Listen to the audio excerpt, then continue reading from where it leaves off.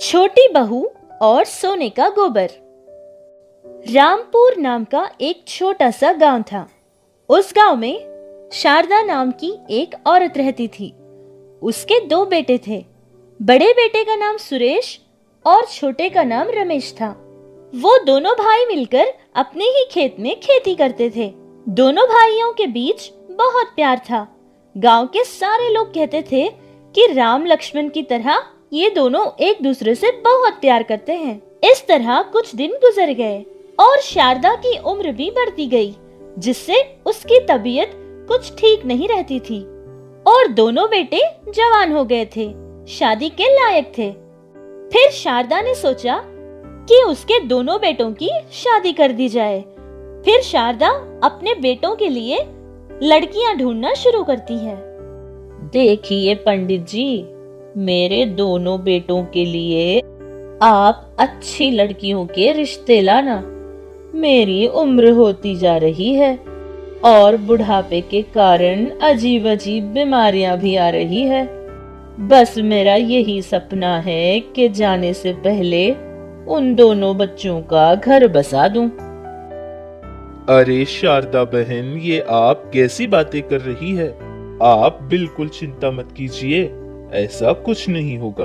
और रही बात आपके बच्चों की शादी की, तो आप बेफिक्र हो जाइए, मैं उसी काम पर लगा रहूंगा। तो आज्ञा दीजिए, मैं अभी चलता हूँ। इस तरह कुछ ही दिनों में शारदा अपने दोनों बेटों की शादी करती है।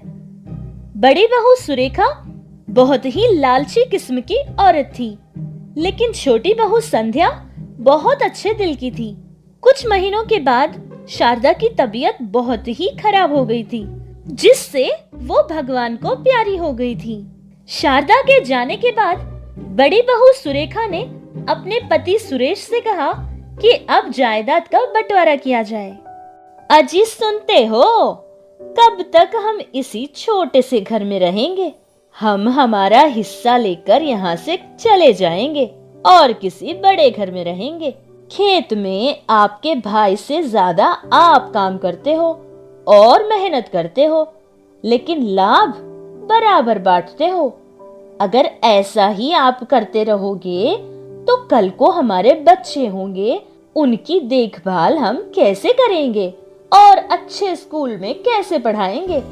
मैं मेरे पिताजी से बात करूंगी और हमारे खेत में थोड़ी सी जगह ले लूंगी, जहां हम एक मुर्गी फार्म बनाएंगे। सुरेश को लगता था कि उसकी पत्नी जो भी कह रही है उसमें उसी का भला है। सुनो रमेश, मुझे लगता है कि अब हमें बंटवारा कर लेना चाहिए। अरे भैया, ये आप क्या कह रहे हैं? अब इसकी जरूरत क्या है भैया? मैं अब और खेती नहीं कर सकता, अलग काम करना चाहता हूँ, जिसके लिए मुझे पैसों की जरूरत होगी। और इस घर में मैं रह भी नहीं सकता, क्योंकि ये घर बहुत छोटा है। रमेश को बड़े भाई की कही बातें सुनकर बहुत दुख हुआ था। वो बेचारा कुछ नहीं कह पाया। अरे ये आप कैसी बातें कर रहे हैं? आप और आपके भाई बचपन से इसी घर में पले बड़े हैं। अब अचानक आप यहाँ से चले जाएंगे तो आपके भाई पर क्या बीतेगी? और दीदी, मैंने आपको हमेशा अपनी सगी बहन माना था। अगर आप यहाँ से चली जाएंगी तो हमें बहुत दुख होगा दीदी। ये सीरियल वाले डायलॉग कह के तुम ये बंटवारा होने से रोकना चाहती हो? क्या कहा तुमने? सगी बहन की तरह समझती थी? हाँ, मैं सब जानती हूँ। सगी बहन का बहाना बनाकर सारे काम मुझसे करवाना चाहती हो। देखिए भाभी, दया करके ऐसी बातें मत कीजिए। मैं बस आपकी खुशी चाहता हूँ। अगर आपको इस बंटवारे से खुशी मिलती है तो मैं इसके लिए तैयार हूँ भाभी। और भैया, हमारे पिताजी इतनी मेहनत करके ये सारी जायदाद जमाई है, इसके टुकड़े करना मुझे बिल्कुल पसंद नहीं। ये सब कुछ आप ही ले लीजिए भैया, इसमें मुझे कोई दिक्कत नहीं होगी। ये क्या कह रहे हो? गांव के सारे लोग हमें बुरा भला कहे, यही चाहते हो ना तुम? तुम तो ऐसे बोल रहे हो जैसे हमने सारी की सारी जायदाद तुमसे छीन ली है। देखो तो इनका दिमाग, ऐसे नरम नरम बातें करके सारे लोगों में हमारी इज्जत उछालना चाहते हैं। यही चाहते हो ना तुम दोनों? वैसे भी तुम्हारी जायदाद की जरूरत हमें नहीं है। हाँ, अब ये प्यार भरी बातें बंद करो। ये बंटवारा होकर ही रहेगा। अरे आप अंदर जाइए, वरना इनकी मीठी मीठी बातों से आपको अपने जाल में जरूर फंसा लेंगे ये लोग। बोली तो देखो कोयल की जैसी, लेकिन इनका दिमाग लोमड़ी जैसा है। हाँ, सुरेखा को जो चीजें अच्छी लगती थी और जिसमें फायदा था, वो सारी चीजें अपने हिस्से में रख लिया था। लेकिन जो चीजों में उसे फायदा नहीं लगा, वो सारी चीजें रमेश के हिस्से में डाल रही थी। इस तरह सारी चीजों का बंटवारा कर लिया था। आखिर में एक गाय बच गई थी, जो उम्र में बहुत बड़ी थी और वो थोड़ी सी बीमार भी थी। सुरेखा ने सोचा कि अगर उस गाय को वो लेकर भी जाएंगे तो उन्हें फायदे के बजाय नुकसान ही होगा, इसलिए उस गाय को भी छोड़ देती है।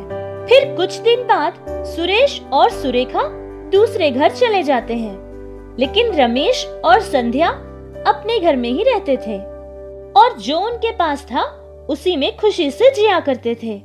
कुछ महीने बाद रमेश के खेत की सारी फसल को टिड्डियां खाकर बर्बाद कर देती है।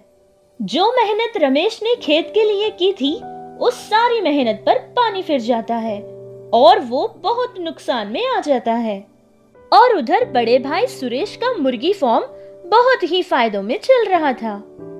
फिर सुरेश को उसके छोटे भाई रमेश की परिस्थिति का पता चलता है। सुरेश ने सोचा कि छोटे भाई की कोई सहायता की जाए, लेकिन उसकी पत्नी सुरेखा ने छोटे भाई की सहायता करने से रोक लेती है। संध्या, मुझे माफ कर दो, मैं तुम्हारा ख्याल नहीं रख पा रहा हूँ। कम से कम आज के दिन तुम्हारा जन्मदिन है और मैं तुम्हारे लिए एक साड़ी तक नहीं खरीद पाया।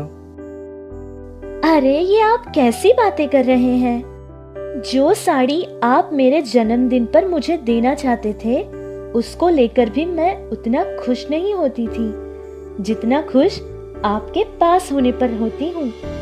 मुझे तो आपके करीब रहने में ही सबसे ज्यादा खुशी मिलती है। वैसे भी हमारी परिस्थिति हमेशा ऐसी ही नहीं रह जाएगी ना। सच कह रहा हूँ संध्या, मैं बहुत खुशनसीब हूँ जो मुझे तुम जैसी पत्नी मिली।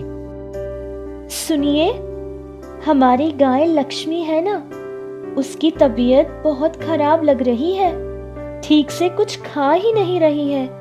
मुझे लगता है कि हमें उसे एक बार जानवरों के डॉक्टर के पास ले जाना पड़ेगा। अच्छा, ठीक है, लेकिन अभी तो मेरे पास इतना पैसा नहीं है। कल मैं किसी के पास कर्जा लेने की कोशिश करता हूँ। अगर मिल गया तो हम अस्पताल जाएंगे। नहीं, किसी के पास कर्जा मत लीजिए। हमारे घर में 2 टोकरी उपले पड़े हैं, जिसे मैं शांता जी को बेच दूंगी और वो कुछ पैसे दे देंगी। उसे लेकर आप अस्पताल चले जाना। दूसरे दिन सुबह रमेश ये सोचकर घर से निकलता है कि उसे कहीं कोई काम मिल जाए। दोपहर हो गई थी।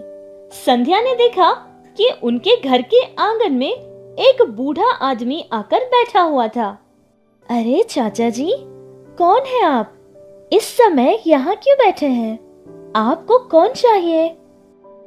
अरे बेटा, बहुत धूप है ना, जिसके कारण मेरा सर चकराने लगा था। यहाँ मुझे साया नजर आया और मैं यहाँ आकर बैठ गया। बस बेटा 10 मिनट के लिए बैठूंगा और चला जाऊंगा। बेटा, क्या मुझे एक गिलास पानी मिलेगा? अरे कोई बात नहीं है चाचा जी, आप अंदर आ जाइए। जब धूप थोड़ी कम हो जाएगी तब आप चले जाना।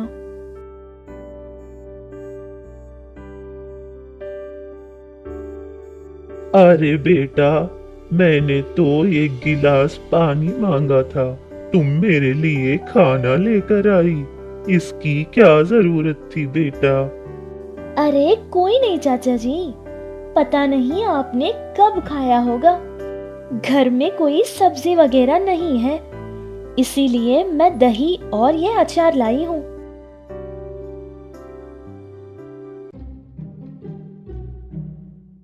बेटा, क्या ये दही बाहर की खरीदी हुई है?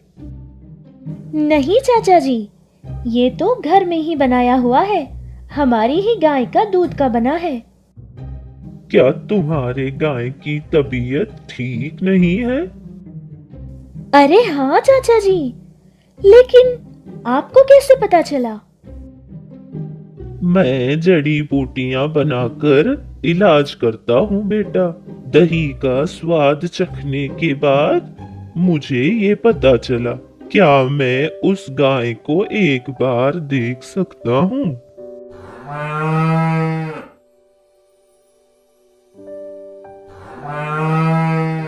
मुझे पता चल गया बेटा कि समस्या कहाँ है। मैं अभी आता हूँ।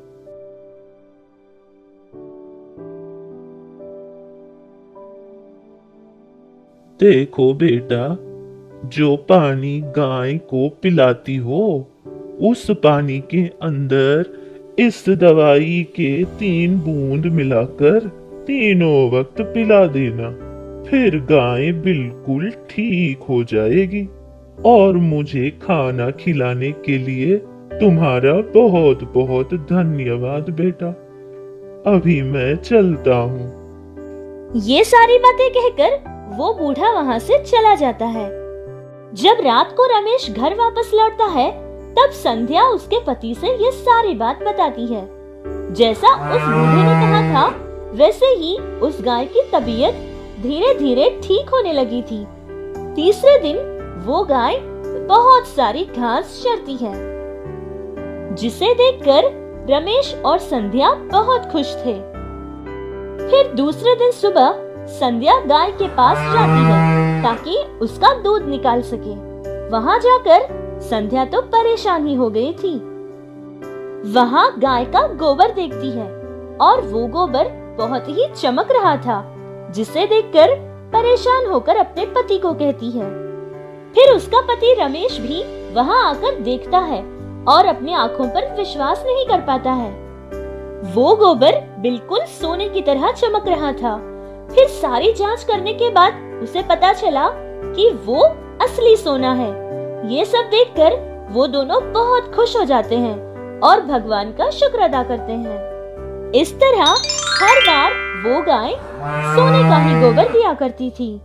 रमेश वो सारा सोने का गोबर अपने ही बचपन के दोस्त राघव को ही बेचा करता था। राघव एक सोने का व्यापारी था। इतनी कम दाम में असली सोना मिल रहा था, इसलिए ये बात राघव ने कभी किसी को नहीं बताई थी और ना ही कभी अपने दोस्त से ये पूछने की हिम्मत की कि ये सारा सोना उसे कहां से मिलता है। फिर धीरे धीरे रमेश को बहुत सारा फायदा मिलने लगा और उसकी परिस्थिति भी पूरी तरह से बदल गई थी। उसने अपने लिए एक बहुत बड़ा मकान भी खरीद लिया था और गांव के बहुत सारे लोगों की सहायता भी किया करता था। उसी वक्त उसके बड़े भाई सुरेश की मुर्गी फार्म में एक अजीब सी बीमारी फैल गई थी, जिस बीमारी के कारण सारे मुर्गियां मरने लगी और उसके भाई का बहुत ज्यादा नुकसान हो गया था। जितने भी फायदे उन्हें मिलते थे, वो सारे फायदे सुरेखा उसी मुर्गी फार्म में लगाया करती थी, जिसकी वजह से उनके पास कोई पैसा नहीं बचा था। उनकी घर की हालत बहुत खराब हो गई थी। उनका कर्जा बहुत बढ़ गया था और खाने के लिए उनको खाना भी नहीं मिलता था। ये सारी बात पता चलने के बाद भी सुरेखा के माता पिता ने उसे आसरा नहीं दिया था। फिर किसी तरह रमेश को ये बात पता चलती है कि उसका बड़ा भाई सुरेश बहुत ही नुकसान में है। उसका घर बहुत मुश्किल से चल रहा है।